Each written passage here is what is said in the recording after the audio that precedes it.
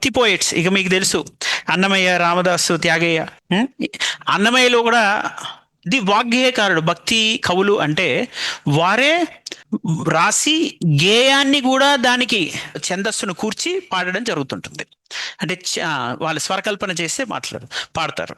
ఎవరు వీళ్ళు? వాగ్గేయకారులు అంటారు. ఇప్పుడు మీకు ఆయన ఆ రచనలో కూడా మనకి అన్ని అటు రక్తి భక్తిని మిళితం చేసినటువంటి విధానం కనిపిస్తుంది. ఇప్పుడు నా అన్నమయ్యలో చూస్తే మీకు ఏమోకో చిగురుటదరమున ఎడనేడ కస్తూరి నిండెన అంటాడా. అక్కడి నుంచి మళ్ళీ ఏంటి, సడన్ గా వైరాగ్యం, లాస్ట్కి వచ్చిన తర్వాత వైరాగ్యం అవుతాడా. అంతర్యామి అలసితిని సొలసితిని అందుకే నీ శరణు జొచ్చితిని అంటాడా. అంటే అలా 32,000 రాశాడని అంటున్నారు. దొరికిన ఇంకా 4,000 5,000 మళ్ళీ దొరుకుతున్నాయి అంటున్నారు. వేమన ఏం చేశాడు, ఇలా వీధుల వెంట తిరుగుతూ తన పద్యాల అట్లా తనకున్నటువంటి ఆ కవిత్వాన్ని ఆలపిస్తూ వెళ్ళిపోయేవాడు.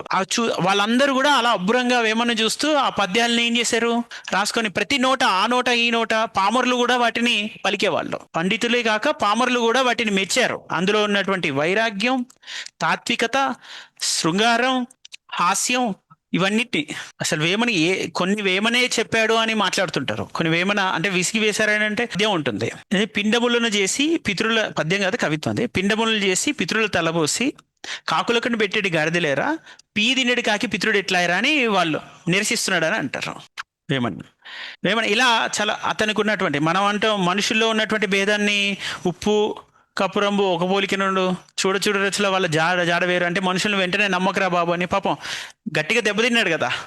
ఓకే, ఎవరు మోసం చేసిందో కానీ అటు నుంచి వైరాగ్యం నుంచి వచ్చాడు మెల్లగా.